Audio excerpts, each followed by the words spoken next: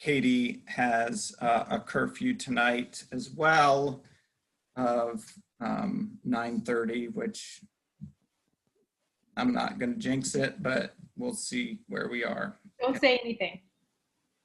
I rolled it back, didn't say it. All right, so time now 7:03. Let's call the meeting to order.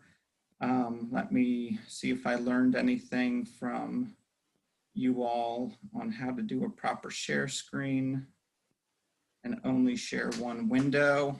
How's that? Now let me see if I can do. Sorry, I'm late. Good. All right, no worries.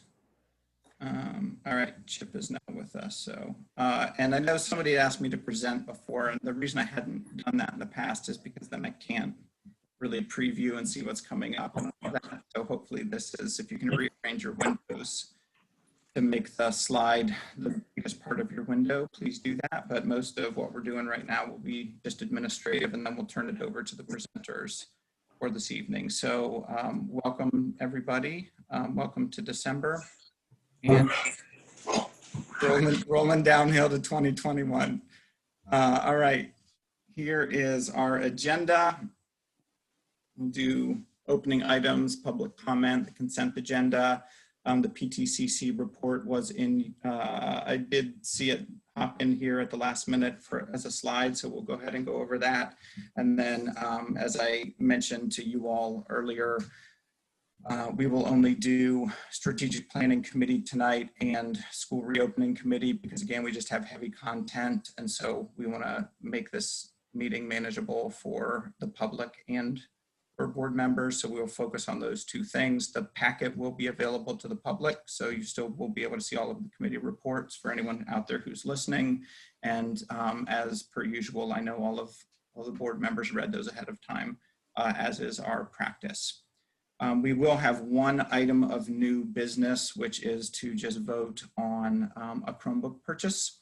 And that is the only other thing on the agenda, and there will be no executive session tonight. So that is good. So, all right, so let's start with our vision and mission. I will kick us off. Vision: to develop globally minded citizens who have the knowledge, skills, and attitudes to affect positive change in our world. Christy, would you do our mission, and then we'll move on to board members to just call out through the other core values. Yes, our mission: the Globe Academy fosters global learning opportunities through balanced education for children of all backgrounds, with a focus on dual language immersion, experiential learning model, and a constructivist approach. Globe inspires students to be higher performing lifelong learners equipped to make a positive impact in the world. Thank you. Can I get someone to read the preamble of core values here? I'll do it. The Globe Academy's core values are expressed in the acronym CREST: community, respect, empathy, sustainability, and trust. These values are expected of the governing board, faculty, staff, parents, and students. They are woven into daily life at Globe and incorporated into the curriculum. Thank you, Jonathan. Community: we are inclusive and we nurture and support one another. Respect: we treat ourselves and others with kindness and dignity. Sorry, whoever I went over. Okay. Empathy: we strive to understand and share the feelings of others. Sustainability: we aim to conserve our resources for optimal use in the present and future. Trust: we are committed to honesty, transparency, and respectfully sharing our thoughts and encouraging others to do the same. Thank you. We received no request for public comment for this evening. I checked the board of directors email 2 minutes before 7 o'clock, so there were no requests. The consent agenda, there are no changes to this agenda, and we'll consider the agenda in the minutes from the last meeting approved. All right. I did not see if we had anyone from PTCC on. Did anyone join us? I think Laura is here, and let me promote her to make sure they don't have anything.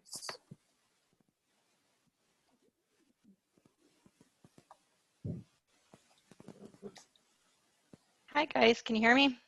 Mhm. Yes. Perfect. Hi, Laura. So I will keep it short because I know you guys have a lot to cover tonight. Just a quick update on the mini grants. We're actually meeting in a little bit tonight to look over the applications with the grant team. And then we're going to announce that to the awardees at the end of this week. Go check out the book fair. It's listed here for lower campus going on this week, but certainly both campuses or any ages, and 25% of the funds go back to the school for purchasing books. This is going to be our last push. You're going to see a couple announcements coming out for Staff Gift Fund. PTCC will be showing staff how much we appreciate all of them with a small gift on the behalf of all of the parents, and that will happen right before school ends. And then you can see here with the Heritage Celebrations, we are looking for volunteers to help us celebrate some of the celebrations we've had in the past. Right now we're looking towards Hispanic Heritage, which we missed because it's 2020 and October was a little crazy. Black History Month and Chinese New Year. So we're looking for people to help us plan this. If anybody's interested, contact the PTCC email box, which I don't see listed here, but I can put it into the chat. Unfortunately, if we don't have parents planning this, we're not going to be able to have these celebrations. So if it's important to you, let us know. And then just look for more information on Got Sneakers, where you can donate used tennis shoes, gently used tennis shoes. And then upcoming event is Just Add Honey. We're having a spirit event with Just Add Honey. Thank you very much. All right, thank you, Laura. Yeah, just a plug. I know how hard PTCC is working on doing fundraisers and spirit events and book fairs and everything. So please, for the parents out there listening, they can always use folks to volunteer their time, no matter how little you can give. So please consider that. All right, thank you. All right, let's move into committee reports. Abba, I dropped the ball here because I saw in the packet you had put your slide in there, but I did not transfer it over here to the, are you share the board bylaws bite without need info for this week, month rather? You're on mute still. I think I saw you talking. I thought I saw it in the packet. When I opened it, I saw it. But then I okay. All right. to the deck. So, okay. Are you able to do it without the visual anchor of the slide? Yeah, I mean, so the board bite today, and I can just read it to you guys, is we're talking about absentees. And so the bylaws, Article 2, Section 4, states that if a director misses 2 consecutive board meetings without due notice to the board chair, such director shall be automatically removed from his or her board seat. However, the board may waive such absence by a 2/3 vote of the directors present at that meeting. I don't think we've had that issue, but I just, we're just pulling out parts of the bylaws that we think it's important for everybody to know. Yep, and I think the message there is just let me know if you're not going to be here. Just let me know ahead of time, and so you kind of get one time. Things happen, 2 consecutive times is when that automatic piece of the bylaws kicks in. So just be mindful that that's out there. So, but everyone's been really great about that. So appreciate it. All right, so with that, I'm gonna hand it over to the Strategic Planning Committee. And Katie, do you wanna go ahead and share? Is that the best way to go? Christy, do you have your screen? I was gonna say, I can share. Perfect. Yeah. All right, go for it. All right, so we're going to start with the strategic plan.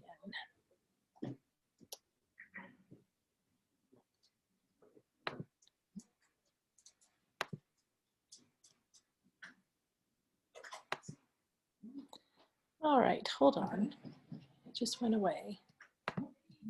There we go.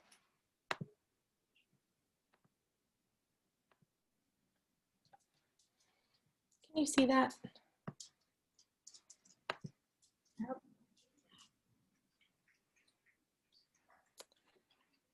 All right, here we go. Katie, you ready? Yes. All right, here we go. So we wanted to update everybody on the progress of the strategic plan. As you'll recall, we have partnered, I guess it was about 18 months ago. We're a little over a year into this, but we partnered with North Star as a consultant, and we have developed the strategic plan that when we started, we divided into 4 initiatives, and this is just a reminder here of what those areas are. And so we then broke down key items and plans into each of these 4 initiatives. So the 4 buckets, if you will: school facilities, organizational development, core instruction, and diversity, equity, and inclusion. And this is what we started with, okay? With the goal that these are our priorities over the next 5 years. Could you go to the next slide? So what have we accomplished so far? This past year was a busy year, and we accomplished things in all of the areas. So you can see here what things we're going with. We got going gangbusters last fall and really made a lot of progress. And so all of these things are over the last academic year, and that's including and in spite of or overcoming all of the extra things that came mid-March when plans changed rapidly to go to virtual learning. But we accomplished these things in each of these 4 categories that you can see here.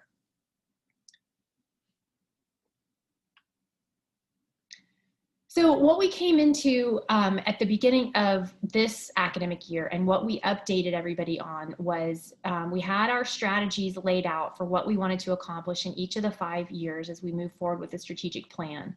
But when everything upended with COVID and with virtual learning, we recognized that we needed to reprioritize or to examine the timeline that we had developed when we initially laid out the strategic plan. And actually we had, even COVID aside, when we started talking about the 5-year plan, we had said we're going to lay down these goals for the first 2 years, and then we're going to have a point of assessment where we look at what we've accomplished, what things might need to be updated, and how we want to readjust. Because the whole idea of the strategic plan is it is a dynamic process, and it's a sort of a living being that is continually making adjustments as needed. I don't know when we talked 2 years ago that we were thinking adjustments along the lines of what we have had, but alas, so it is, and we are nothing if not flexible, right? So what became really important when students were pulled from face-to-face learning is, first of all, that everyone stays safe, right? So we prioritized that initiative very high in everything that we were talking about with our goals for the school. We wanted to have continued communication. We want to be able to communicate with families and Globe community what things are going on, what's happening at the school, and how what the thinking is with reopening and how that happens. We wanted to make sure that we were still meeting needs of students, and that we're talking social emotional needs of students. So not only academics, but that we're still meeting these needs that our learners have. We kept the priorities and of all the diversity, equity, and inclusion work.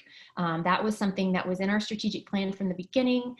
We worked last year, as Monique can speak to, with the DEI committee, the efforts to try to get a contracted a vendor to help with some of our work in that area and that initiative. And then a really big one was virtual instruction. What does effective and ideal virtual instruction look like? And so that was something really that we had to spend some time refocusing on and be able to recalibrate with teaching and instructional models, what that looks like. So those are the things that were prioritized in all of this with the strategic plan, and what we've looked at with our immediate time coming forward. in order to prioritize those, what things did we have to put on pause or at least slow down the trajectory of? Well, one of the things is the long-term organizational development, like the job descriptions for all positions. Now, one of the things that we had done last year was get really descriptive job outlines for all of the key positions and the leadership positions. That was something that was high and was accomplished very quickly and early on in last academic year. But the working through all of the positions and the standardized teacher onboarding, at this time, we just thought, you know what, this is something that we can pause our progression on right now to make the time and the energy for the prioritized initiatives. Similarly, the broad changes that we were discussing about the immersion model, the curriculum design, and the enrichment, there was a lot of conversation about that, and there still is. It's not less important, but it is paused right now. And then some of the discussion around non-essential facilities improvements were things that we felt that we could slow the trajectory on so that we could prioritize these other things.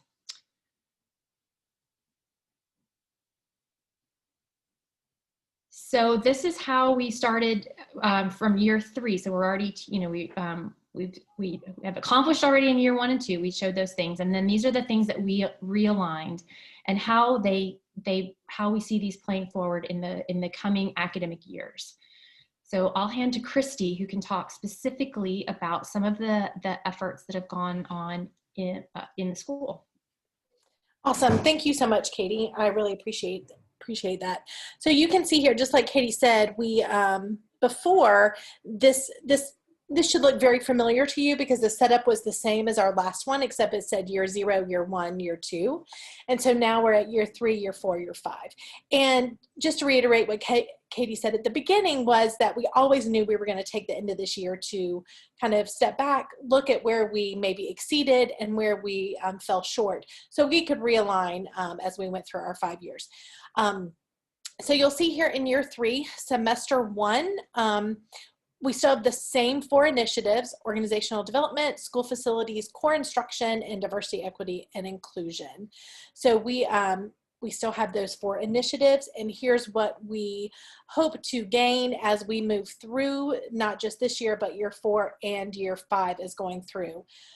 Some of the key things I just want to point out to you is in organization development, the staffing vision year by year, org chart, and budget implications. That's going to be a big one for this year as we move forward.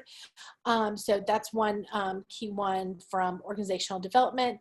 And school facilities, like we said, we kind of pushed pause on that non-essential thing, but the big thing that we're really working on that is sort of underlining throughout our master plan for both campuses is to make sure that we are ready for reopening when it comes to our HVAC system, air quality, our water fountains, and just safety in our building. So that's a key thing that we are working on right there.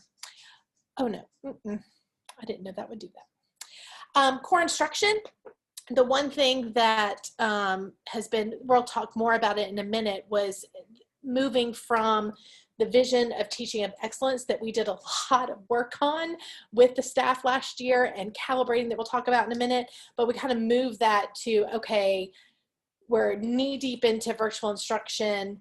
Where are we with that? Our teachers are working really, really hard. How can we make that easier for them and get the best bang for the buck with them? Because they are putting in lots of hours and lots of work to make sure that we are giving the students what they need, not only with just academic instruction, but also checking in with them mentally too. So moving on that, we'll talk more about that in a minute. And then of course, DEI, that big thing is that we are doing all staff training this year. And I feel so grateful that our vendor has been working with us and had no problem going totally virtual, so we didn't have to push pause on this and we could still keep moving forward. So those are some of the highlights of that. So kind of along the lines of core instruction, I'm going to touch base on that really quick. So calibration, kind of why did we even want to calibrate with our staff? And it's because when you ask somebody, let's just throw a word out there that is a good educational buzzword. if we asked every single person on our staff, what does rigor mean to you when it comes to educating students? And we would get as many different answers as we have staff. So it is important that we calibrate together so we are all moving in the same direction with the same vision and the same definitions. So that's why it was important. We got to do 2 of these before we left for COVID in March. So we did get 2 of these done where we were able to videotape a teacher teaching and then the whole staff coming together to watch those videos and to see how did those line up with our vision of teaching of excellence as we look through that and moving towards, oh, it just went out of my head. The profile of graduate, there we go, the graduate profile. So that was important for us to get everybody. And then all of a sudden we were like, and COVID happened. So we were in crisis mode in March. And then the summer we were like, are we opening? Are we not opening? Are we opening? Are we not opening? And so we had to really delve in and create 3 different scenarios and plans of where we were headed. And then we ended up not opening and really looking at research and what's happening around us in not just in our county, but in our state and in our country about what's working. We even talked to a school in Germany that was going through the same kind of issues we were, talking about what they did academically. So we, not just our country, but in the world, you know, we were really looking at everything around us of how we could give the best to our students. And which leads me to our next thing, because we are virtual, is a virtual learning vision of excellence. So our whole staff has not seen this yet. We've had a small group of the academic excellence team that has been working with myself and Sham to go through this and to really look at what we're doing if we were to stay virtual or if we come back and then we have to go virtual again, but we really want to have a good stable ground underneath our feet. And it's funny, as we were talking through these and looking it through these, most of our teachers are like rocking it out on most of these, which is a good feeling. So when we do, when that small group does bring this to our staff, I hope that they will feel really good about what they're doing. So that's where we are with that. And the last thing that we really want to highlight that we've done, I'm super excited about this because we are in our 8th year and we probably have 8 different varieties of years of data in 8 different varieties of places. So our data has not been in one place where we can look at it and truly see what is happening over time. So we have created this. I'm super excited. And we're also going to be able to backdate a lot of it so we can see trends and see where we are. So here are the 5 areas that we're really going to be tracking and looking at. And throughout the rest of this year, we're going to be bringing you each of these, so we can really delve into each one of these so you can see what it means on as we go through our dashboard. So our metrics tracker, not our dashboard. Right, Katie? Metrics tracker. So the first one is, who is our student community? In other words, who is here as far as grade levels, languages, ESOL students, gifted students, special needs students, like who is our student community and how does that trend and what is happening with each group of those students. Number 2 is, are we creating a positive school culture where students stay and thrive? And not only just the community as a whole, but really breaking that down into gender, into race, into economic status to see, are we truly being equitable as we look at that whole picture? Number 3 is, our students learning and mastering the graduate profile outcomes. So we as a staff, I know you've seen it multiple times, but just as a reminder, we as a staff came together and we were like, what is important that when our students enter in kindergarten and leave us in 8th grade, what are they leaving us with? What are we equipping them with to go to high school? What does that look like? And so we're really taking each of those outcomes and starting to track that. So I'm really excited about number 3. Number 4, are we building a diverse and inclusive people model? So looking at our staff, are we building a staff so that our students, when they come to school, they in their building are seeing somebody who represents themselves. Seeing themselves is so important and so huge. So are we building a diverse and inclusive people model? Are we representing countries? Are we representing economic status? Are we representing races and religions? It's super important to us that we keep track of this and to move towards building that model. And the last one is having a really good responsible financial model. I can't tell you how lucky I feel to have Denise Clayton Purvis as a part of our school team and her expertise that she brings to our school to keep us on track. She will probably laugh at this, but I sometimes am the dreamer and she is the realist. And she'll say, Christine, we don't have the money for that. But it's just, it's so good to have the yin and the yang, and her experience and what she brings to us, it's invaluable. So that is our metrics tracker. So I'm going to stop sharing and would love, Katie and I would love to open up for questions and anything that you have.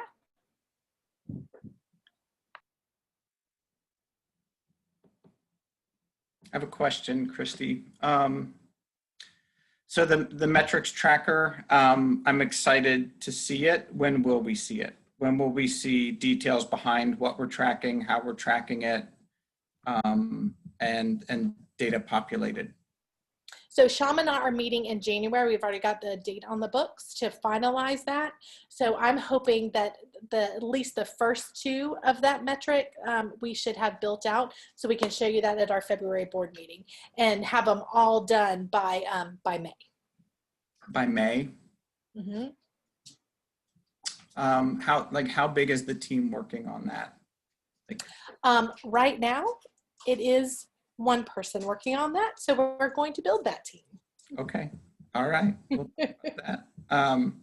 Okay, that's good. Good to know. And I know Sham's done that work for others really well. So, okay.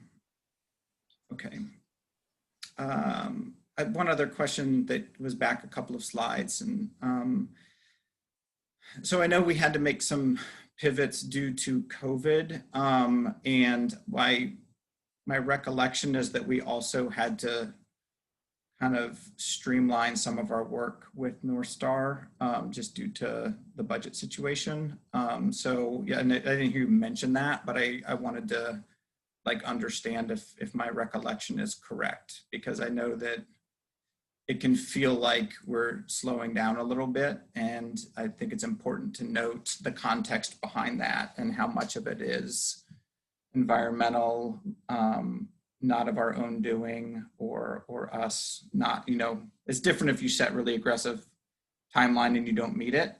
But I know even with the COVID overlay, did we have to shift a little bit our priorities with our partners at all? Yes, you could say we got a double whammy.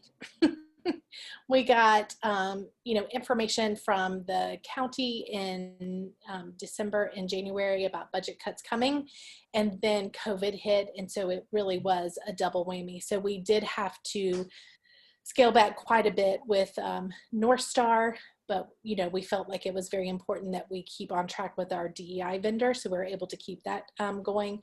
But yes, that is correct. North Star was actually really great working with us when we were, so when it was March and we were, regrouping, rather than us just let the timer run out for our work with them. They let us pause and delay. So we've had some really productive meetings in the last, 6-8 weeks, maybe even 10 weeks. And they've been really wonderful in that regard. We've gotten some nice things accomplished. Once we've made some adjustments, we didn't just have to end our time with them. Good. Yeah, I think our time will probably end with them by the end of February. and they're going to transfer everything over to us so we can keep it going. Right. Good. All right, other questions from folks?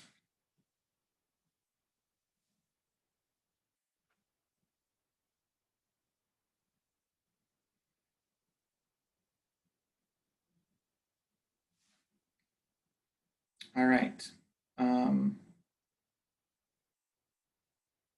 Okay. If there's nothing else, thank you, Katie and Christy. Let's go ahead and move on to the reopening committee. Who's leading? All right.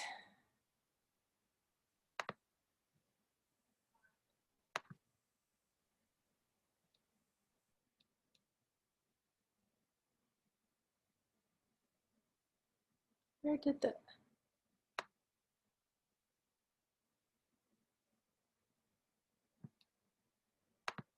Okay. You guys were in the way. The videos were in the way. All right, here we go. So reopening, why everyone is really here tonight, right? I think, Katie, people were really here to see the strategic plan, but no, I think they were here for the reopening, Got lucky, we got to present when there was a great audience. I know, so I'm glad. All right, so we are going to be talking about reopening, and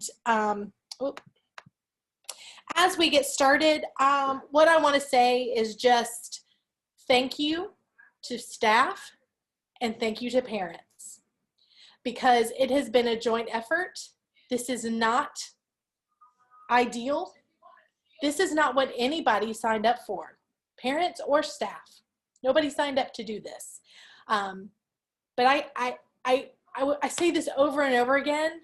I feel so privileged to be able to watch our staff and what they are able to do and how far they have come, and the willingness to jump in and learn new things to have good instruction for students. And so I'm just very, very thankful for that. And parents, I am thankful for you, because there are some parents that this virtual learning is a beautiful thing and they are loving it and kids are thriving.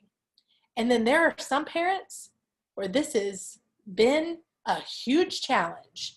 And we know that. We know that the feelings about virtual learning are across the board. And if I could wave a magic wand, I would, but I can't. And so I just want to say that as we move forward into this section of the board meeting, and that we are trying our best to do what's best for children, and to do what's best for our staff, and to do what's best for our families, all while keeping people safe during a pandemic. So just know that as we go forward. Before I get into the committee again and kind of where we've come from and where we're going, I do want to go ahead, and I'm going to stop sharing, and I'm going to let Drew take over, and he's going to kind of give us an update from our surveys that we just had in November. So I'm going to do that and let Drew take it from here. Alrighty. Thank you, Drew. Sure thing. Okay. So before beginning, we, throughout this process, especially at the beginning parts of the fall in September and October, and then now in November, we have done periodic surveys of teachers and staff, as well as community members and parents, to really get a sense about where people were coming from and how people were feeling about reopening. And so these are some of the data that help to inform those types of conversations. But as you'll see later on, that data was a part, but not the entire picture. And so we look at this data sort of to inform us where we are, and give us a bit of a baseline for where we can go. So first, when we talk about parents, the survey was administered in the early part of November. And we have a couple of key questions to share with you and how people responded to them here before you. And so the key question here was asked: if schools reopen in a hybrid manner, with 2 days on campus for students, 3 days virtual learning, and everyone virtual on Wednesday, would you send your child to school? This question was asked, and what we saw here was that we have great variance among the community about how people might think about coming back. So about 38% of parents said that definitely their child would return. Another 30% said a likely yes, but waiting for information, like perhaps how Globe was going to approach mitigation factors and things like that. And then we have a 17% and 15% that are likely no or no, or do not plan to return given the nature of the pandemic. So that kind of gives us a sense of where parents are. Drew, what's the N on this? The N on the parent survey was, oh my goodness, now I'm realizing I'm forgetting all of a sudden. It was pretty high, I believe. Yeah, I want to say it was like 600. Does that sound right? I Christy? think it was actually over 700, but Yeah, I think it was I don't more. have it open in front of me. I recall it being well over half. So, but just to give folks a sense, like we're not talking about a 20% sample size. This is a big chunk. Right. Most of the people responded. Thank you for reminding on that one too. So we're feeling pretty confident that these results are more or less representative of the whole. We did ask questions about how parents thought their children might react to mask wearing, which is something that certainly would be a part of our reopening plan, which we'll get to later on. Almost everybody reported that their child has 2 or more masks. And then it was 85 and 82.9% might have believe that their child could wear masks for an extended period and wouldn't have that too many concerns. So what we can see from this is that by and large, students returning would feel confident that they would be able to do so and wear a mask while they're in school. That being said, there are going to be some parents and some children who have some concerns, so we'll have to keep an eye on that as we're thinking about implementation. One key part of the reopening plan, which will be discussed later on, was questions around mitigation factors and how do we think about the different ways in which we can prevent community spread at Globe. And so part of that was to get a sense of how people thought about those types of things and what they thought was most important to them. And so what we asked was, of the many factors that are important, what was most important to you? And what we see is mask wearing being enforced and required was a key part of our reopening for all members of almost all members of our community here, as well as physical distancing. And we'll see that those are really 3 key components that show up later on as well, especially physical distancing given our classrooms. What was less important perhaps to parents was the temperature screening, and that's because some of the advice has shown that there's some mixed degree of whether or not that would actually catch a case before it came in, but is an important part perhaps too. And then also here, the big one is, and you'll see this as we ask the same question of teachers, where there's a little bit of difference, is that only about a little over a third of parents would hope for a vaccine to be available before returning. And that matches is more or less with the same data back here around about 2/3 saying they would return, and a third waiting perhaps for a vaccine or something as well. Sorry. All right, and then I'll go down to the 6th slide here. And so we also wanted to ask how, kind of ask that same question at the beginning in a slightly different way, which is more just about reopening in general and not with a very specific question about the type and the model and the time frame. And so this one question is, which of the following best describes your feeling about your child returning to school? And 61%, the largest group, said if hand washing, social distancing, face covering guidelines, and temperature checks are enforced. So there certainly a large portion of the community does feel pretty good about returning, but making sure that those mitigation factors are in place. And so that was a key part that came up with our discussions as well. So we'll slide over to the teacher survey. I think the sample size for this one was around 90, but most teachers and staff, we had a good response there as well.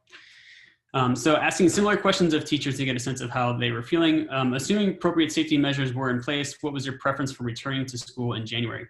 And this is where we do see a little bit of difference between how parents and children are responding and teachers and staff are responding. Where there was a preference, 77% of those responding to the survey stated that their preference was to remain in full virtual mode when we go back in January. And Drew, yes. On that question, there was the option for all in person and nobody selected it. Is that true? Or was it these the only 2 options? These were the only 2 options in this version of the survey. because it would be transitional. We Yeah, didn't ask that. that was the idea, because I think at this point we had kind of gotten some sense on what reopening was going to look like. Okay, great. Okay, thanks. And in an early version of the survey back in September, I think it was a small percentage, less than 5%, that was in that kind of full return category. So then the question was, if in-person learning resumes in January, how comfortable are you returning to the building? And this, again, is getting a little bit more of nuance behind that last question of preference. And what we see is that a plurality, 46%, were not at all comfortable. Not quite a majority, but between that and the 24% here saying slightly comfortable, and then kind of going to somewhat, quite, and extremely, you see that it kind of gets smaller as you go on up the scale. So there certainly is some concern among teachers about the prospects of reopening in the middle of a pandemic. And so that this question kind of captures that a little bit as well. We asked that similar question around mitigation factors to teachers and staff. So many safety factors were important to consider when reopening. What were some of the concerns that you had?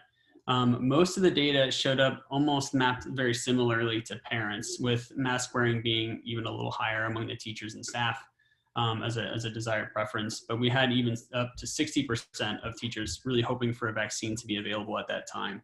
Certainly there's a lot going on in the news about whether and when a vaccine will be available and the degree to which teachers may have access to it. But we see that as a big piece of the difference between the parents and teachers on that section. Which of the following best describes your feeling about returning to school? A similar question to the parents as well. 42% saying only if there's a vaccine available. And then you see the next largest one being if hand washing, social distancing, face covering guidelines, and temperature checks are enforced. And then the two smaller groups encouraged or regardless. And so what we do see is a real strong consensus among teachers around concern around the disease spread that can come with a reopening strategy. And so certainly mitigation factors are a key part of it, and a desire among many teachers to see a vaccine.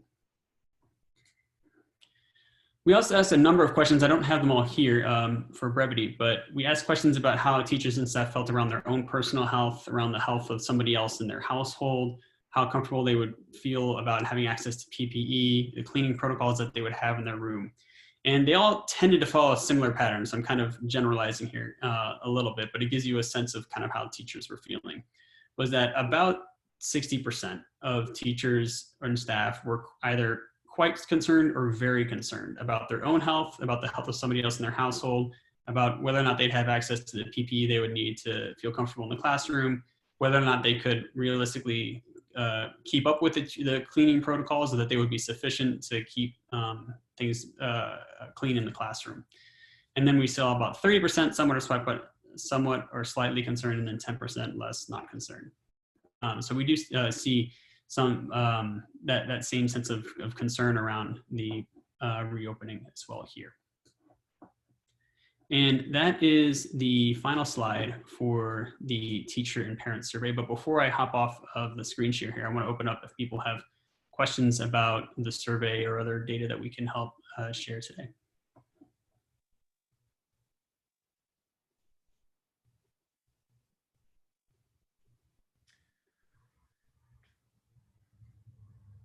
I'm trying to not always be the first one with questions, but I do have some. Does anyone else have any?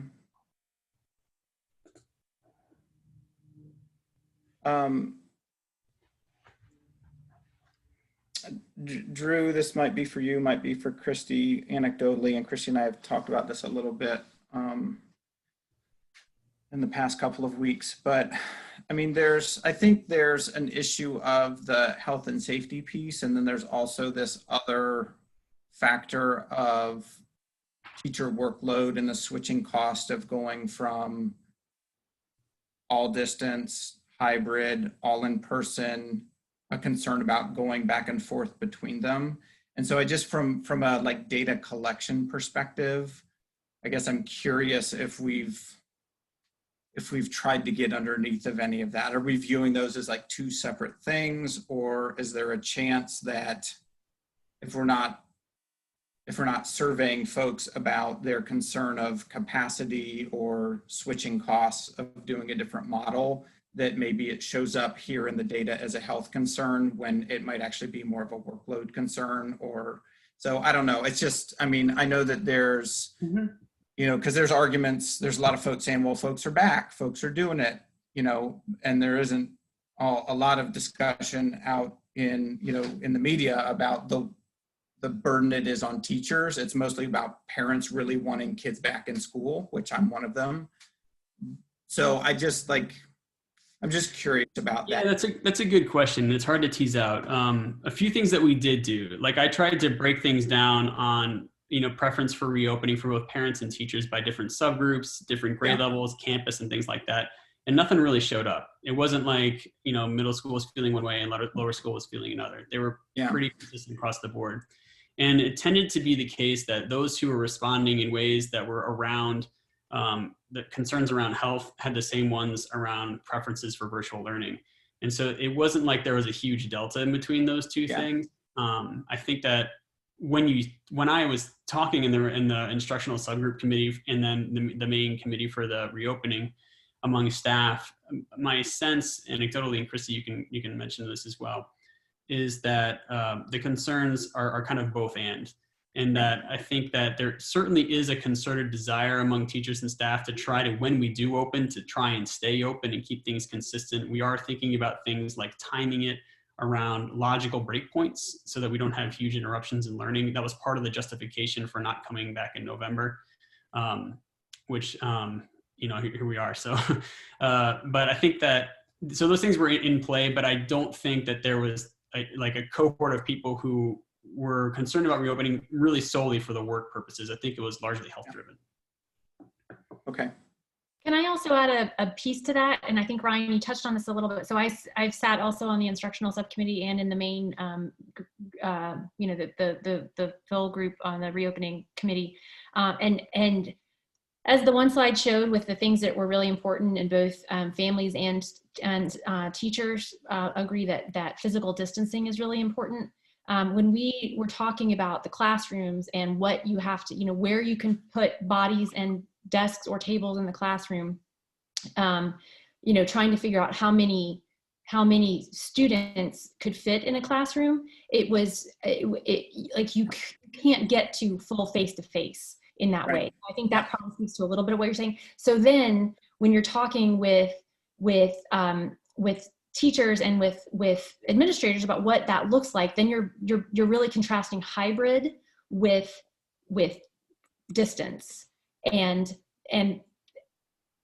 there's been just a lot of discussion about what that looks like to be able to toggle in a hybrid model back and forth. I mean, that has certainly been, Drew can tell you just as a bunch of people on this call could say how much conversation there has been about what is what has to happen for that to be an effective teaching model.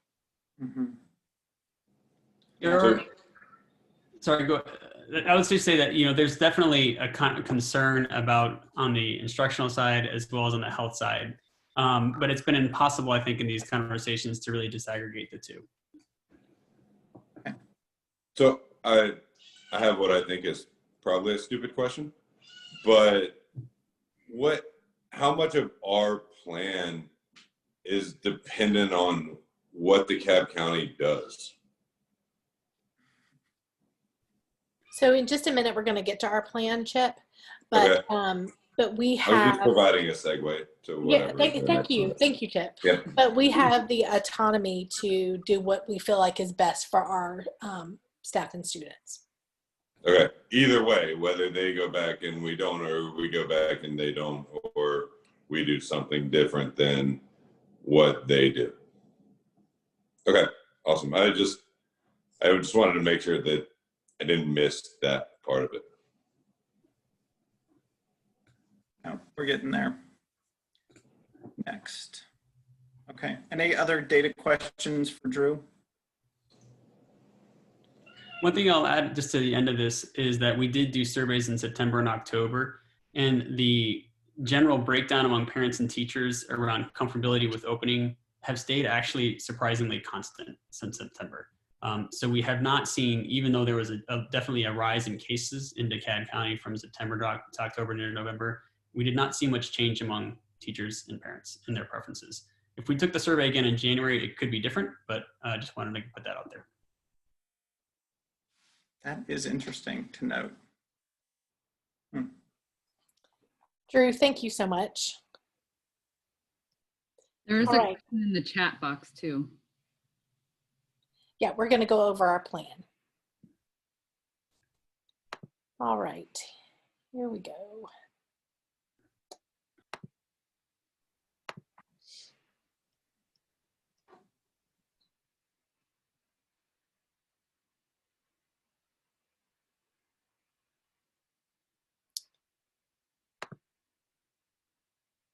That work? You can see it? All right. Okay, so kind of our work to date, just a reminder that this reopening committee has been amazing. The expertise that has gathered around this table, from instructional expertise to medical expertise to board expertise, has been incredible. And I am very thankful for this group. We have not always come to 100% consensus, but we've had really good discussions and looked at situations from all angles, which is really good. So a big thank you to them, because they have met every week consistently, given up family time to come around the table for us to have good discussion and decide for our Globe family what is the best direction forward. Tonight on the group, I'm very thankful to have Katie and Drew, who have been a part of this reopening committee. We also have with us Megan Tolbert, who is a 6th grade teacher, and she is going to help present tonight. We also have Marcia and Katia, our 2 heads of school, who are going to be presenting about the instructional model. And then the parents who are on the call tonight, Dr. Nicole Peoples and Lauren Lindquist, are on this team. So thank you so much for being here as we go forward. And I think I said this the last time, but in some of my leader groups that I'm in with leaders across the county and state, they were like hoping they would get an epidemiologist on their team. And I was like, I got 2. And people who work for the CDC. So we have been very, very lucky for who have been so willing to volunteer for this, this committee. So we're very thankful. Again, our approach, there was no game plan laid out that we could not reinvent the wheel from. We had to start in March and move forward and try to do the best we could. And who we relied on was, of course, the CDC, the Georgia Department of Public Health, COVID-19 trends in the county, results from staff and parent surveys. For those of you who are tired of taking surveys, we actually read them, and they are very helpful in guiding what we do. So thank you for continuing to take those and plunge through those. We looked at best practice, common practice, other educational institutions. Like I said, we talked to one school in Germany who was ahead of the game, ahead of us. So there are many places we look to gather information. We looked at specifically the impact on Globe's educational experience, because a school down the street can open hybrid in a much different way than we have to, because of dual language immersion. So we really had to keep that at the forefront of our thinking. We also looked at availability of resources and able to execute these operational changes that needed to happen, all while everything around us changing fast and quick. So we had to be willing to, what was your word, Katie? You said we had to be flexible. We had to be very flexible as information was coming at us from all angles and very, very quickly. So information was coming at us from DeKalb County, it was coming from the state, it was coming from the country, CDC. I mean, it was just bombarded, and we constantly had to change what we were talking about and what we were doing. All right, we are going to move into the threshold and what this looks like for us as a school, for us to feel comfortable and trying as safe as possible to open up and bring our children and staff back into the building. And Nicole Peoples has volunteered to take on this part. So Nicole, I'm going to hand this over to you. And again, thank you.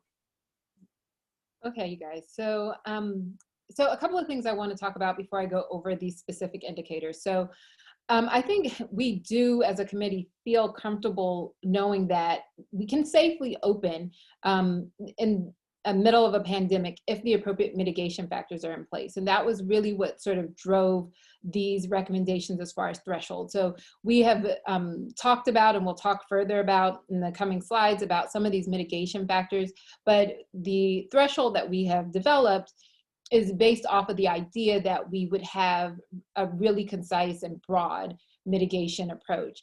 Then also, I want everybody to have some sort of knowledge of how we came up with these thresholds. We didn't, pick them out of the air. This is based off of the CDC's guidelines for reopening.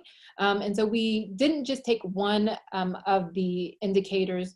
We looked at several indicators, and we wanted to look at them in a conglomerate as opposed to just one single thing, to really look at how they would affect the larger community at hand. And so, and then I also wanted to point out, we wanted to also give some guidance so that you as, parents and teachers and staff can also sort of follow along, so that you aren't just sort of waiting on hearing from us specifically, but you can kind of see what are the trends looking like. You can go to the Georgia Department of Public Health, where a lot of this information can be found. And so it is, very accessible, the information. So the first thing is the new cases per 100,000. Again, this is from the CDC. They have these really broad ranges to look at as far as numbers.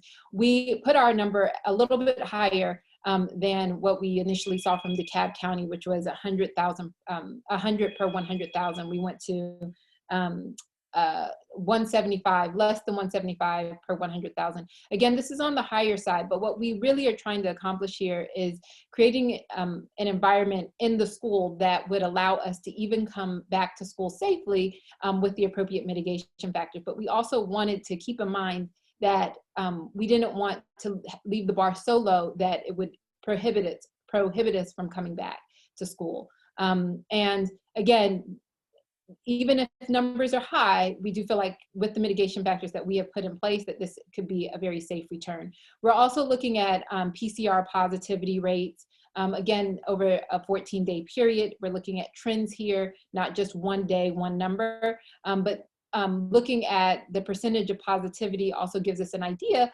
of what the community impact of COVID is. And that would be less than 9%. And again, you can find this on the Georgia Department of Public Health. The percent increases in cases over a 7-day course, again, important to look at trends, not just one static number. Percentage of hospital beds and ICU beds. This is also available on the Georgia Department of Public Health. Again, this gives us an indicator of what the community spread is looking like and how severe cases are. What we really wanted to think about was, what's the impact on our medical care system, such that we may, by state or local government, be asked to sort of shut down. And we don't want to be in a position where we're contributing to hospitalizations and overuse of medical usage. And so we wanted to be cognizant of that number as well. And then also existence of a localized outbreak as defined by our public health within DeKalb County and even Fulton County. So we wanted to look at all of these in totality. We wanted to hit each of these markers, all 5 of these markers, before we would decide to return to school. Did I miss anybody before we move to the next slide? We can move to the next slide then. Keep going. All right, so let's talk a little bit about these mitigation factors. Again, if you look at the research, particularly as it pertains to children and reopening, you will see that with the appropriate mitigation factors, you can really reduce the rate of transmission, really to low numbers. And even with just the single most important mitigation factor of wearing masks is really more impactful than anything else. Even if you're looking at doing testing every single day on people, if you're looking at hand washing, HVAC systems, if you're looking at all of those things, the most effective thing is mask wearing. But we're going to institute a number of mitigation factors that go above and beyond mask wearing that will impact transmission rates. Because again, what we're thinking here is that if students are back in the building, if teachers are back in the building, if someone does come in the building, which they will inevitably do with COVID, we want to minimize their risk of transmission. So things that we're doing, obviously we're going to be looking at physical distancing. I know that we talked a little bit about this, but we did look at the rooms. We decided how many students could physically fit in a room safely, keeping a 4 to 6 foot distance between desk and students. And that number is 12 for lower campus and 8 to 10 per classroom for upper campus. We are looking at making sure that we have all the tools in the that we can to provide for students to help them. So if that is from wearing, having floor decals, wall decals, letting people know how to stay 6 feet apart, making sure that we keep the hallways clear, and really creating a space where for the teachers to understand how to get people in and out of their rooms safely without having people congregate. Looking at playtime and when people go outside, so really staggering so we can limit congregations of people. And then also making sure that we have things like plexiglass or some form of a barrier in areas where people can't be fully distanced apart. And just making sure that we are constantly re-educating the students about physical distancing and how that is supposed to take place in the classroom. Keep in mind, this is something else that we thought about as far as how long it would take for students to get integrated back into this new way of life on campus. I would like to point out here that to be able to do this safely with physical distancing, that in our initial phase of reopening, this is, we feel is very feasible for K through 5, but would be very challenging to do for middle school because of the way that they switch classes. And so we need to be able to keep the kids in specific cohorts, meaning small groups that they stick with throughout the entire school day. And middle school, you just can't do that. So for middle school, those students will remain virtual with the initial reopening, and we will phase them in later. Let's see. I think that's it for this slide. We can move on. So I talked again about face masks. This is probably our biggest ally when we are talking about mitigating transmission risk. And so there will be a mask mandate that all students and teachers and anyone on campus will need to wear a mask, and we will enforce that with a strategy throughout the students and administration. We'll be instituting hand washing and hand hygiene. Again, we'll be spending time with students, teaching them this, reducing shared objects, so everyone will have their own supplies that they will bring to school and use. And we will assist any families that need it to assist making sure that everybody has what they need, including masks. And we also are going to have decals and instructions and reiterating this to students. Luckily, as you saw, a lot of the families feel like their children would be able to wear a mask, but we will work really hard to ensure that that is implemented as a routine and requirement. I think this is the last one. Or no, next slide. So this is probably the most important slide, I think, because, you know, we are a community, and to really understand how the transmission of COVID occurs, you have to realize that adult to adult transmission is where transmission happens the most. Kid to adult transmission, kid to kid transmission is much less for several reasons that are now starting to show up in the research. So what's really important to prevent adult to adult spread is what you do at home. And thinking about, you know, what your exposures are. The biggest risk for exposures are, you know, being unmasked in a closed or indoor arena. So you want to limit, to mitigate or minimize the amount of interactions that you as a family are having before even bringing your kid back onto campus. So you really want to think about all of the things that are going to happen between now and January with our planned reopening to ensure that you know, we are minimizing exposures. We also want to make sure that we are taking this time to train students, to get them used to wearing a mask in the house, washing hands, showing them good hand hygiene. Again, the staff is prepared to teach students, but we also want to make sure that we are reiterating this at home and that we have the full support of all parents prior to sending kids to school. So there are going to be a number of things that you can do within the household. We are also going to be providing additional information for parents so that they can understand how to do this safely and make sure that you are minimizing risk while teaching students how to integrate back into a face-to-face environment. So I think that's everything for me. Thank you, Nicole. Now we're going to move on to Megan. Hey, everyone. Can you hear me? Yes. Okay, great. So as a facilities subcommittee, one of the things that we looked closely at, we kind of divided this topic into 5 categories. First, starting with the classrooms and the shared spaces, and then moving to restrooms, hallways and elevators, air filtration, and water. So one of the, we'll just start with classrooms and shared spaces. So because lunchtime and snack time will be the only times when students will be removing their masks. So we will ask as teachers that students wipe their desks before and after snack and lunch.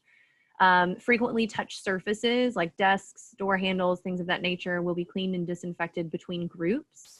And then for connections classrooms, the front office and the library, those will of course be closed to students as we don't want students to be traveling between those spaces. Concerning the restrooms, restrooms including single restrooms in classrooms, which I believe are located in the kindergarten classrooms, will be cleaned every 2 hours. Concerning the hallways and elevators, students should only be in hallways at the beginning and end of the school day, which we'll address in just a minute when we discuss leaving and arriving. Elevators should only be used by those who have a mobility need, and those will also be cleaned regularly. The back stairwell at lower campus will remain closed, and hallways and elevators will be cleaned every 2 hours.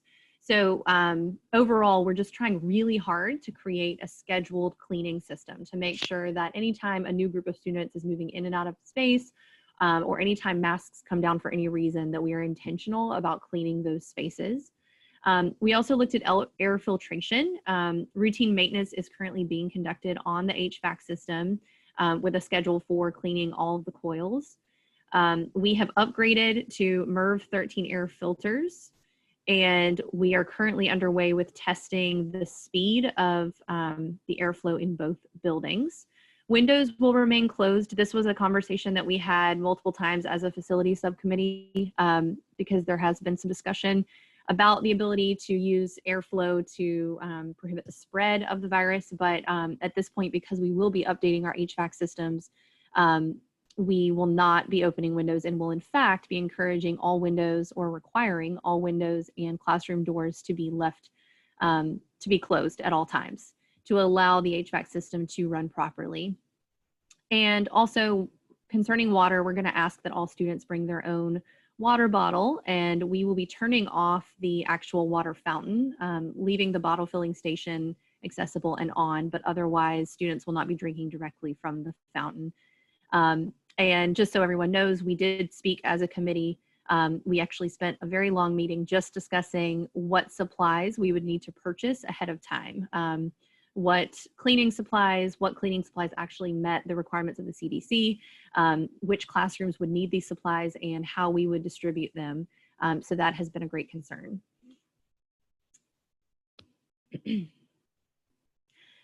We will be staggering the schedule for arrivals and departures. Overall, 4 to 5 students will enter or exit the building at a time. At lower campus, drop-off will take place at the front of the school for kindergartners in carpool.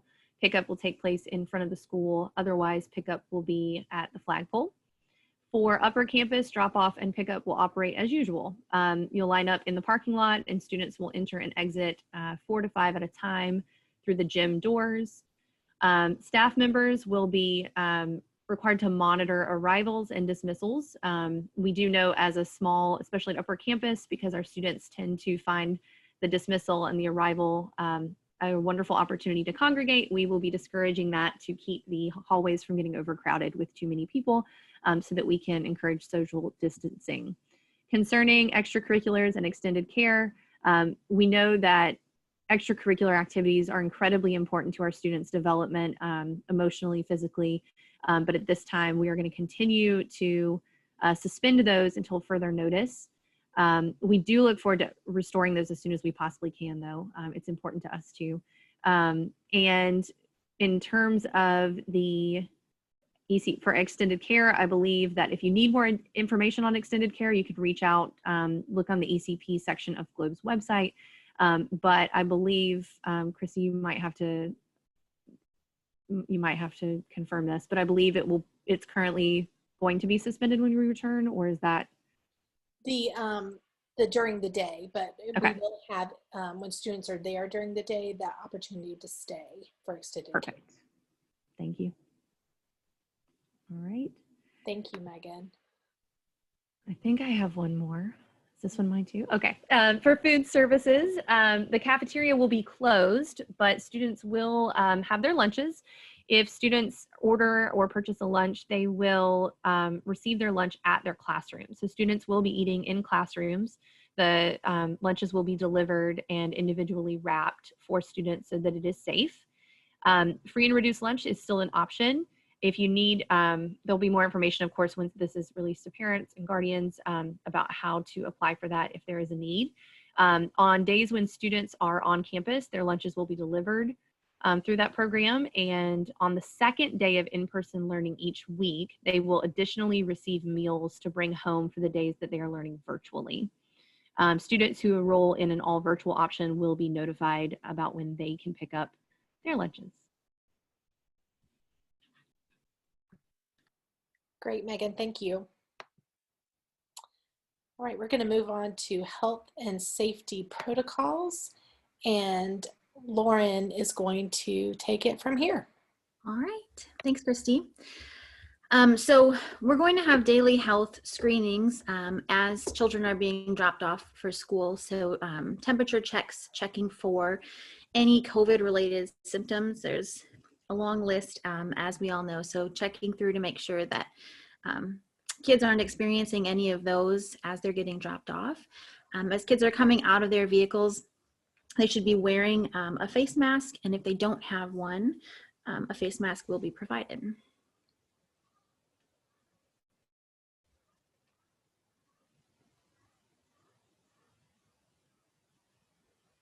Next slide.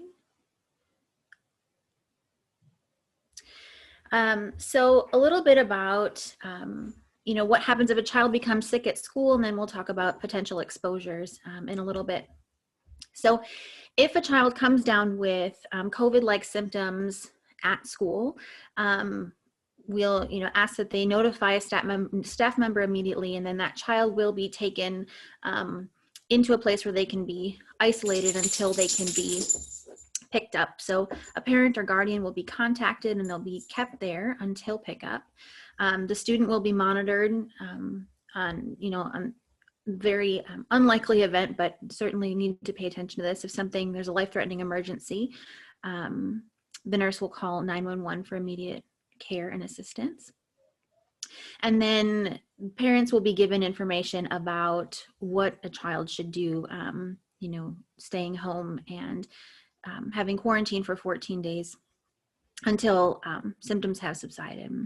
So those isolation spaces will be cleaned, and there will be some additional disinfecting. So we heard that there will be disinfecting between the different cohorts that will come in for the hybrid model. So there will be group A that is on campus Mondays and Tuesdays, group B that is on campus on Thursdays and Fridays. There will be that cleaning that happens in between those two groups of students, but any potentially exposed spaces will be additionally cleaned. So contact tracing will be incredibly important. So Nicole was talking about how masks are our friends, so is contact tracing. It's really important that we identify any close contacts of individuals who have tested positive for COVID, and then notify them and allow them to quarantine and get tested to be sure that we stop any further spread. So it may be the case that entire classrooms may need to be quarantined, just depending on how close children may have been during that time. And any individuals who have been identified as a close contact should quarantine for 14 days.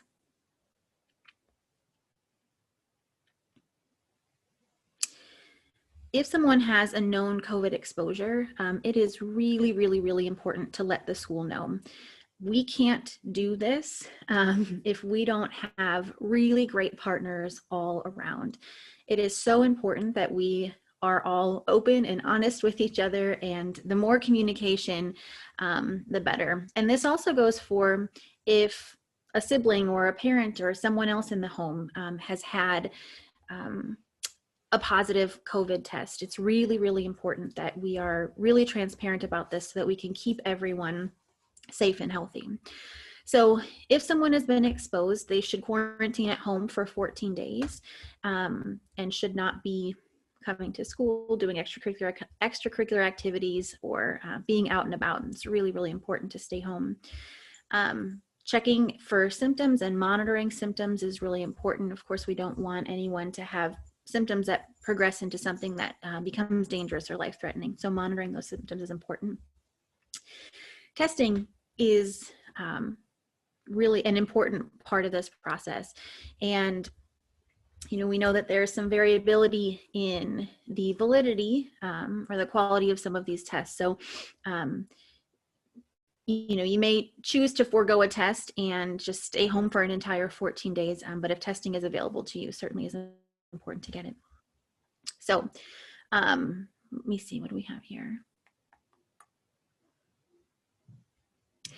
It's going to be really important that we have a robust communication plan so that everyone who needs to be notified is notified of a potential exposure so that they can do what they need to do promptly.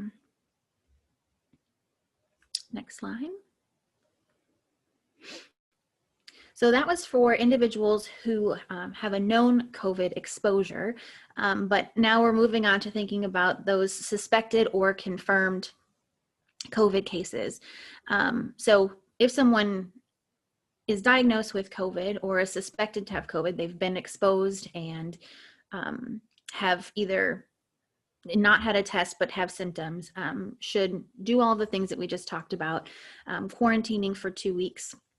And during that time, any student who has to be quarantined will be able to continue virtual learning so long as they are healthy enough to do that. So after the quarantine period, if there are no lingering symptoms, the child may return to school, but they need to stay quarantined if they're continuing to have symptoms. And as I said before, siblings or anyone who lives in a home with someone who is a suspected or confirmed case has got to stay home as well. So it's really important. I mean, Globe lives by CREST, and this is something that we expect of all of our community members, our children, our staff, parents, everyone. I cannot think of a more important place for us to be practicing CREST than as we hope to enter a re-entry to in-person learning. It is so important that everyone respects and cares for our community by being really upfront and honest about what exposures they may have had, and also just taking care of each other by staying home as much as you can and avoiding gathering with people outside of your household. That's really how we're going to beat this thing. Next slide. Christy, before we move on, can I share my screen for a second? All right. So, should have introduced myself, but I am an epidemiologist by training, and so I really love data, and I thought it might be important to share this with you all. So this is a plot of DeKalb County COVID cases over time. The plot starts here on August 19th, which is when we had our first day of school. And when Globe started talking about our reopening plan, we were right around down here. So things were looking pretty good around that time. But we saw as we began our conversations that the case counts were starting to creep up.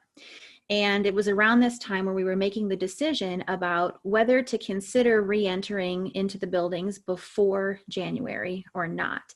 And as we looked at the calendar, if you remember, we thought, well, things aren't going to start looking very good after Thanksgiving.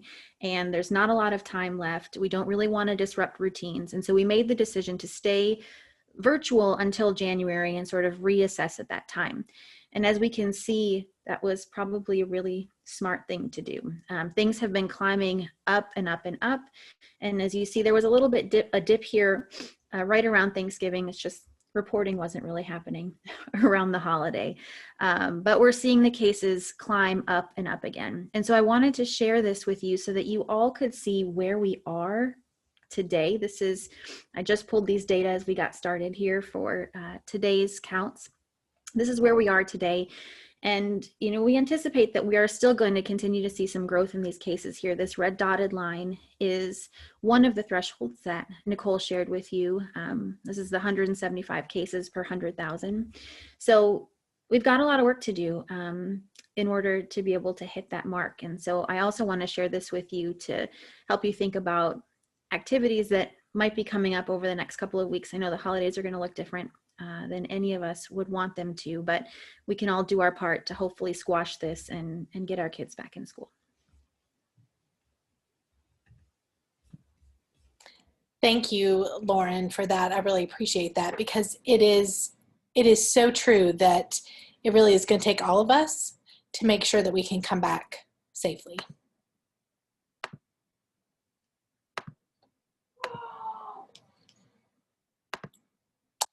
All right, communications. What you can expect from us as changes to policies, procedures will be communicated via email promptly. Like I said, it slowed down a little bit, but we still have things changing and looking at different things. You heard Drew talk about, in the news, the vaccine, we're waiting on pins and needles, waiting for that vaccine to come about. This committee is going to continue to meet because we're going, as stuff comes about and we hear and the vaccine starts rolling out, it's going to be, a different story. So we're going to continue to meet, and they have all agreed to stay on this committee, which I'm very thankful. The COVID Corner in the weekly newsletter will remain active. Don't forget that's a place where you can submit questions, and we hope to get them all answered for you.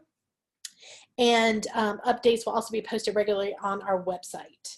So things like the numbers that Lauren just shared, we hope to have all that up on the website so you can see it in one place. The Board of Directors will continue to navigate the path forward with us. So please come to our monthly meetings. We're still going to update there. School nurses will remain readily available at any time. They have done a lot of training with DeKalb Board of Health and with, it's not called Eggleston anymore, Children's Healthcare of Atlanta, CHOA. And they've done a lot of training with them to keep abreast of all the information that's coming at them. So what we ask of you, Lauren touched on this, please be forthright with us about any exposure or symptoms in your family. This is really important, and I cannot stress it enough. For this all to work and for us to get people back in the building, you as a family have to be willing to do this. If you have a concern you would like to discuss privately, please email the school nurses at any point in any time. They are there for you and your children. Again, the COVID Corner, please submit questions. We want to get those answered. And please begin communicating with your children. Nicole touched on this about the mask wearing, but also with just information. There's going to be anxiety. We just talked with the staff on Friday. There's anxiety with the staff. There's anxiety everywhere about this. So please be willing to talk about it with your children. All right, we are going to move in to the learning models, and I'm going to let Katia and Marcia go from here. Can someone confirm if they can see my screen and hear me? Yes. Yes. Okay.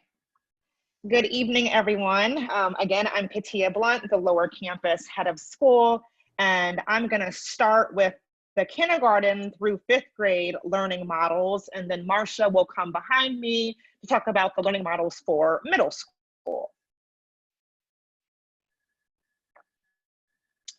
And I believe that Christy is up next talking about the timeline. So I want to emphasize the word may in that top line, but it says for grades K through 5, the Globe Academy may begin a staggered re-entry to face-to-face learning in January with 2 options for families, hybrid and all virtual.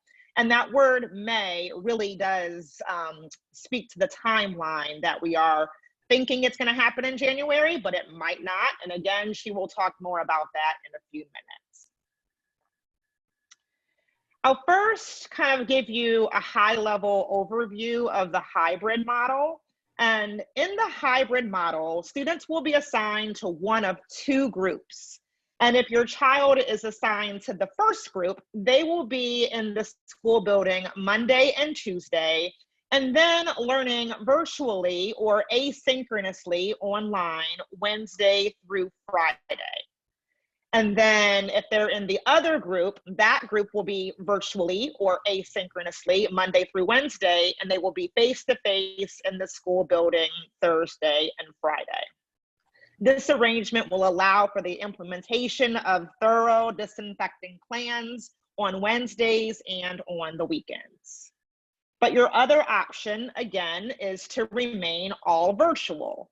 So if you're a family that you are not interested in having your child or your children return to campus, you may continue all virtual instruction through the end of the 2020-2021 academic year. Just like the hybrid model, your student will be assigned to a group. And on the same days, either the Monday, Tuesday, or the Thursday, Friday, that the rest of their peers in that group are in the building, those students will participate in the classroom experience via a video conference. An example, and one has not been finalized, an example of a video conference is either Zoom, Google Meet, something like that. On the other 3 days, the students in the cohort who chose that all virtual option will have the same experience as their peers. So on either the Monday, Tuesday, Wednesday, or the Wednesday, Thursday, Friday, they will also be learning virtually in that asynchronous format. Factors to consider. We completely respect the right of parents to make the appropriate choice for their children. I want you to think through your options and weigh all these different factors. So underlying health conditions in your own family, specific social, emotional, or academic needs of your children, and logistical considerations, just to name a few. And the CDC has developed a comprehensive checklist, and I'll drop that checklist in the chat for you to help you think through all the relevant factors. And then an action item for our families. Each family will receive a survey approximately 2 weeks prior to reopening. And again, Christy will present the timeline in just a few minutes. But once your family receives that survey, it's super important that you respond promptly. And what you're doing is you're going to indicate your selection of either the hybrid or the all virtual learning model. This next part is very important. If you do not respond to the survey, you will automatically be enrolled in the all virtual option. Now, if you choose the hybrid model and later wish to switch to all virtual, you may do so. That's fine. But if you do the opposite, if you choose all virtual, or if you don't respond to the survey, you unfortunately will not be able to change until the end of the first 9 weeks of the semester. All right, and Marcia for middle school learning models. Okay. As was alluded to earlier in the presentation, because middle school students rotate classes throughout the day and there is limited classroom capacity, it's not possible for them to maintain physical distancing and fit into neat cohorts. Accordingly, in this first phase of GLOBE's reopening, all middle school students will remain virtual in phase 1. And we'll continue to assess the pandemic conditions to determine if or when a hybrid model is feasible for these students. And it's likely that it will not be right away, particularly in January. We are discussing in-person virtual learning care for middle school students.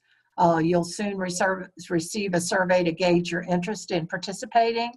Once campus reopens for K through 5, this would take place on upper campus from 8 to 3:15 with a maximum of 12 students per grade level, with preference giving to free and reduced lunch students, and would provide them the opportunity to be able to do their virtual learning on campus, and will provide them a comfortable and safe environment to do this. It's not teaching educational lessons, but they would be able to tune into their classes and such during that time. So this is where we are. We are constantly looking at our virtual learning and our asynchronous as well as synchronous learning to try to improve. And so this is a transition plan, and it's important for everybody to know that this isn't a plan that we're stuck with for the entire semester. This is a transition, and we hope that, toward the end of the year, we will more and more be able to return to campus.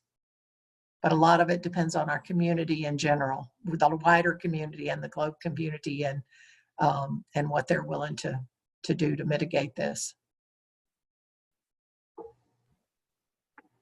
Thank you. Thank you, Marcia and Katia. All right.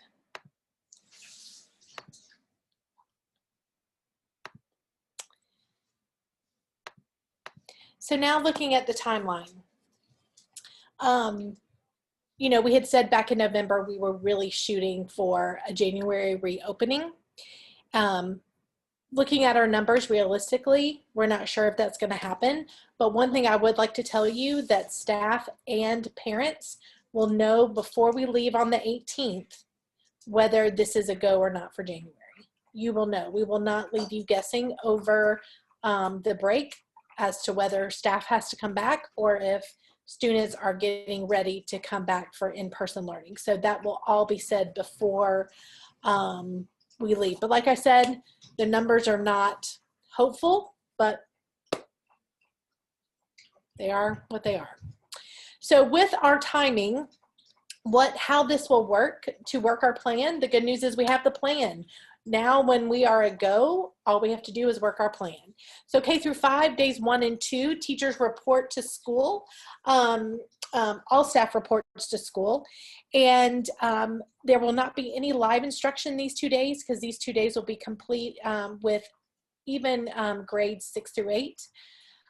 They will be in their classrooms getting ready, because usually we give them a week and 2 days at the beginning of the school year to get their rooms ready, and this is getting them ready in a way they've never done before. So they need that time to get that done. Days 3 through 5 will be asynchronous virtual learning, and there will be no instruction, no live instruction those days. On day 6, live instruction begins, and this will begin virtually for this week. So teachers can prepare their students, show them the room virtually. This is what's going to happen when you come in, and kind of relieve some of that anxiety. And then day 11 is when hybrid learning will begin. And like Marcia said before, hybrid learning is a transition for us, because as we go forward, as the vaccine begins to roll out, things are going to begin to change. And so our approach will change. And our hope is that as we keep going, and as a country and as a community, we will be able to bring more people into the building as we move forward throughout the semester. So this is not like our one and done, and then this is what we have. We hope to get back to normal, but it will have to be phased in so we can try to do it as safe as possible. And I think it was Katina Marcia that said, as K-5 gets going, 6 through 8 will be virtual, and we will be looking for that time when we can put more students together and to cross classrooms the way our middle school students do, so we can bring them back safely as well. So that is our timeline. So there we go. That is the end of our presentation. And so I'm going to unshare, and all of us on the committee are here to answer questions and to talk through anything that you would like to do.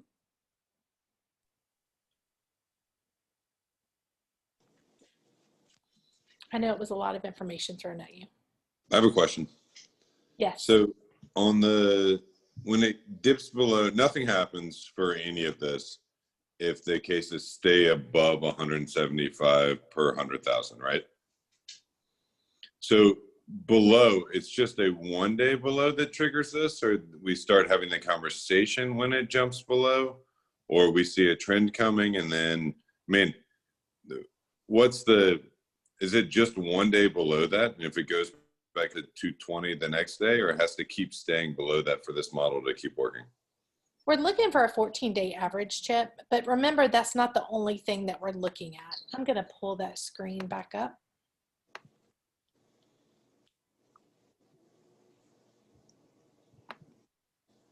And I think it's a little bit confusing because DeKalb has come out with their threshold of looking at that 100 per 100,000, but that's the only number they're looking at. And just to give you a little bit of background, we had a lot of discussion about this in our committee, and if somebody wants to jump in, feel free. But we knew we couldn't just keep it at that 100 per 100,000, because what's the difference between 99 and 101 without looking at all the other CDC recommendations and our mitigation strategies.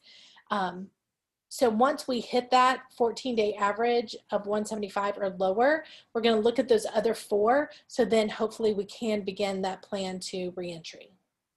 Okay, that's helpful. Thank you. Christy, one thing I'll add is that, looking at that % increase in the cases over the 7-day period, those two things really go hand in hand and kind of get at what I think Chip was asking. We'll want to see that the case counts aren't climbing over recent periods. So this allows us to look at a combination of different things.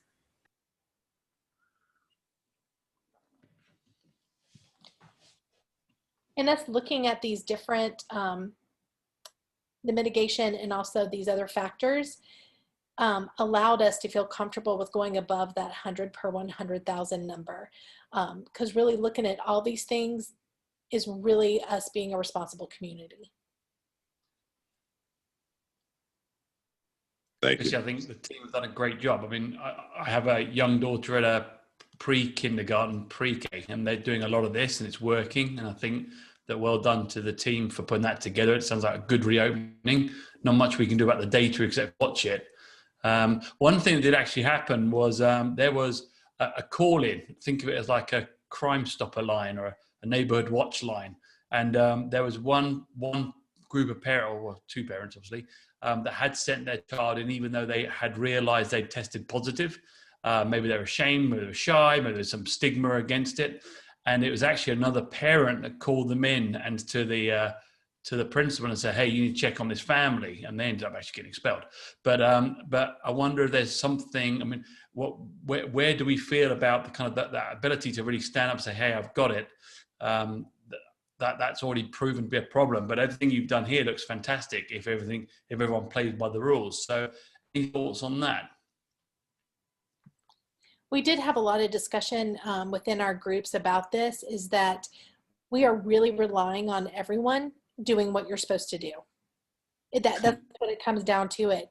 I mean, we cannot be the police and driving all around DeKalb County.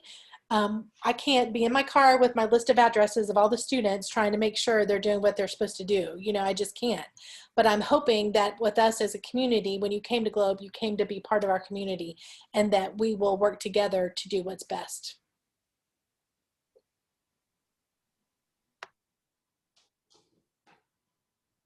I'd add also to that is we put a lot of effort into creating cohorts, and that the cohorts work so that in the event that there is an actual outbreak, that the entire school does not have to shut down, that we can actually shut down that particular cohort.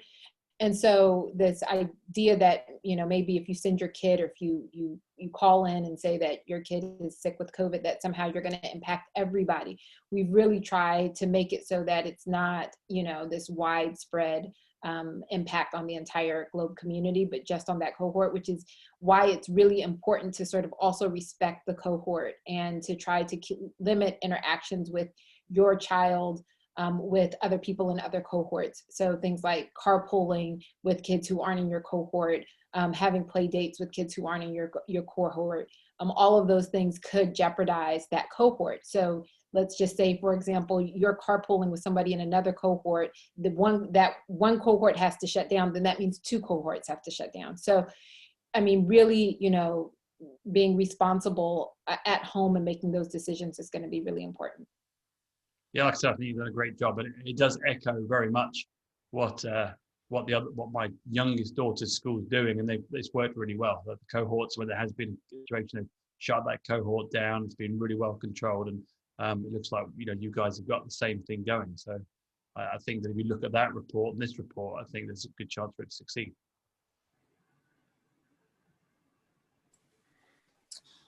So I have a concern. Once the student, and I think this presentation has been great, so thank you guys. I know you put a lot of work into it, and I'm totally aligned. My concern is once you get the students in, I think my suspicion is you'll find students at different levels of readiness, preparedness, based on virtual learning. Some students will be on track, some will be very far behind. And what are the plans in place? One, for the teachers to be able to teach to different levels, and then two, to try to capture the ones that are falling behind in this model. Is there thoughts about, I don't know if is this gonna roll into summer? Like, I know this is not the core part of this meeting, but I think we need to think about that as well. Yeah, thank you for bringing that up, Abba. One thing, I'll say something quick, and then I'll let Marsha and Katia jump in. But every year when we bring students into a classroom, they're never on the same level. We always have students who are right on track, some that are way above, and some that are struggling to keep up. So that's nothing new to a teacher, and we're prepared for that. So I just wanted to throw that out there. I would also add, sorry, Katia, go ahead. Go ahead, Megan. I would also add too that as in terms of planning across the board with teachers above and below our grade levels, I know I've been in communication with both 5th and 7th grade teachers discussing priority standards and where we need to put our focus this year. So we're very aware of what things have been simplified, what things we've dug a little bit deeper into. So in terms of that, you know, there has been a lot of discussion across grade levels to try to support those students too as we progress into that next grade level. I just wanted to echo what Christy said. This is what we do as educators. Every single school year, there are kids that are all over the place. And so that part of our job is actually maybe the easiest when it comes to returning to the building. I know that Sabrina Mans, one of our EIP teachers, was on earlier. She may still be on, but she is in small groups all day, every day, just like she would be if the building was open. We have all those things in place, and we're ready to keep them in place when we return. And our teachers have been working virtually with individualized instruction and helping students who are at different levels. So it won't be anything new. They have a pretty good sense of where kids are right now, and just we'll have more of a sense once they come in the building, but that's what they do. Okay. Great. Thank you, guys.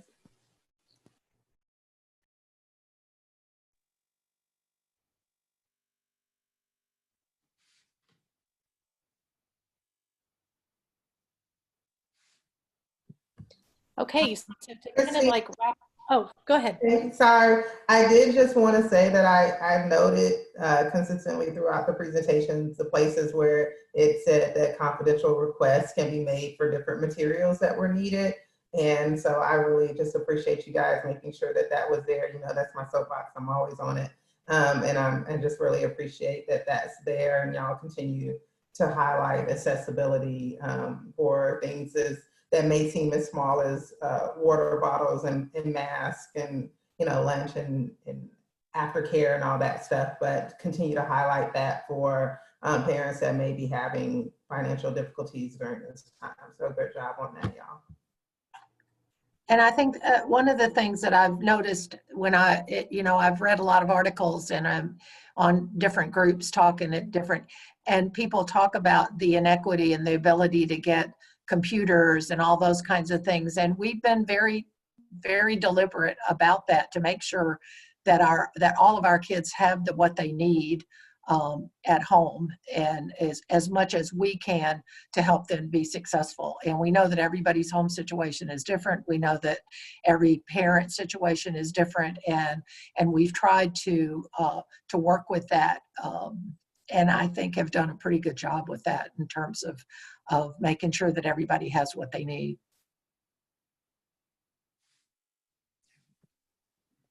And just to reiterate, as we move forward, the survey for K through 12 parents will be going out before we leave, giving us an idea of where you stand on whether you would choose online or hybrid. So you only have 2 choices this time. And so that will be going out. The handbook for the community will be going out. We also will have a separate handbook for staff that deals with internal decisions that will be happening. So all that is going on, so you know that. And you will have a decision before we leave, because our team is not meeting tomorrow night because we actually have our first online tour tomorrow night. We're excited about that. But we will fall back in line the following Tuesday to talk through where the numbers are then, where are we standing, what are the trends looking like, what is the percentage, is it still increasing, is it not, so that we can give you good information as you leave for winter break. So that's where we are. Brian. Christy, on the kind of keeping folks informed communication piece, two questions. One, you know, to me, the takeaway is the 5 metrics that we looked at, and, you know, they all need to be within the tolerance that we've set. And a lot of those are rolling averages. So kind of first question is for folks who didn't attend the board meeting, like how are we getting that snapshot information out to the community to say, hey, here's what happened at the board meeting, here's what we're watching, here's where this information is. And then second question is, what does that rolling timeline look like? So if we'll know by the 18th if we're a go or a no-go, but are we looking at it daily? Are we doing like a weekly huddle to check the averages? Is somebody on point for maintaining that? And like one person's gonna, you know, let the smoke come out of the chimney so we know that it's time, or like just how's that gonna work? Lauren has kind of been our go-to with our data. She's been so good about keeping up with that and has been amazing.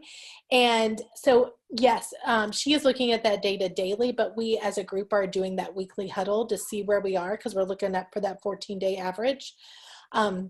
So yeah, as soon as that goes in, I know that as soon as we drop below 175, I know I'm going to get lots of emails like, are they coming tomorrow? Nope, they're not coming tomorrow. So, and I know that that is a question that people will have. And so just remember that when we hit where we need to be, we can't say that we're going to start the plan tomorrow, because we have a whole section of staff that's going to have to figure out what they're going to have to do with their family. So we need that, they can't turn around in 24 hours and do that. So they're going to need time, but we will, as soon as we hit that, we will communicate when the actual plan will begin. So everything's transparent and everybody's aware how that is going to roll out. Yeah, and I'm just thinking to avoid you getting a slew of emails when one of 5 metrics becomes a green light. Like, how can we make it as accessible as possible, as fluid, so that you know that there are people that are going to want to check. And there's some people that just want to see, are we green, yellow, or red, right? Are we approaching and we're getting closer? Yeah. Some people like me that want to see all those graphs with the data points that Lauren, I want to see all of it because I love that stuff. But I mean, the more that we can say, look here, here's how we're tracking it, here's our cadence. So, we're looking at it every Wednesday, or it's going to be in the newsletter, or just whatever that methodology is, just really strongly encouraged to make that really tight. If for no other reason, I mean, we need to keep people informed. We also need people to not be calling you all the time to get data that is accessible. Right. We are having a COVID section of our website where people are going to be able to go, where all of this will be housed. And sounds like Lauren has got something up her sleeve that she's has an idea on too. So, but yes, Okay. I totally agree. We would love to have it all in one place so everybody's in the know. Nobody's not in the know. That's what we're aiming for. Okay, cool. Other questions for the committee? All right, I see it looks like I've seen questions in the chat, and I'm seeing some answers, but I don't know if everything has been addressed. Thank you to folks, Marcia and Judy and folks who were answering, but let's, again, just make sure we capture that chat and get those questions back to those people after the meeting here. All right, going once. Ryan, just again, if we could just give a big thank you again to these volunteers, because yeah, it's a huge amount of work and they really have worked hard. Yeah, absolutely. Thank you all. Thank you. All right. So I could go back to my slide deck, but I'm pretty sure all we have left is old business. We do not have any old business. And the only new business we have is voting on the Chromebook purchase. So I don't know, Luis or Denise, if someone wants to talk us through that, and Luis make the motion needed for us to get that through. I can just really quickly, this is just the last piece of the hardware order that we placed earlier this year. There was a backlog in Chromebook, so we just got the last 144. They are about $34,000, which is a large number, and it requires board approval. About 240 bucks a piece. All right, I made the motion to approve the large purchase of $34,000 of Chromebooks to Staples. I'll second. Any discussion? Hearing none, all in favor? Aye. Aye. All opposed? All abstained? Abstentions? Something? All right, hearing none, motion carries unanimously. Thank you, Luis and Denise. That I know was part of our proactive measures mentioned earlier by Marcia of getting technology into students' hands. So that's good. All right. All right, more chat. Next meeting is February 20th, 21. we will be, two big things I'm just going to give you all a heads up on that I really wanted to do this meeting, but I just couldn't tax you all that much to do it. We are going to be presenting through the governance committee the board job descriptions, which we previewed at the retreat. I would love to finalize those with a vote in January, so we'll send those out to everybody. And then board training, everybody loves some good training. So we are required 12 to 15 hours apiece, depending on how new you are. And the governance committee has also been working very hard on getting details on all of our options and opportunities for doing that. The training window, in case you didn't know, goes for throughout the school year. So we basically have until June 30th to get that training done. We originally were going to do a retreat for training, but we spent our retreat doing some good planning. So just look for the info on that, but that will be a big topic for us in January. All right. Wait, and I would like to just remind everyone that we needed copies of the board members' resumes. I think we only have 1 or 2 to date. So if you guys could send that in for just for our files. I'm not scrutinizing them or anything. We just need to keep track of who's on the board. All right, awesome. All right. Can I get a motion to adjourn? I move the meeting to adjourn. I'll second it. All in favor? Aye. Aye. Aye. Opposed? All abstain. All right, motion carries. Thank you all very much. Thank you all of our presenters, and keep up the good work, and hopefully we'll be face-to-face soon. Thanks, Ryan. All right. Thanks, take care. everybody. Good job, Thank you, everyone. everybody. Good work. Yes.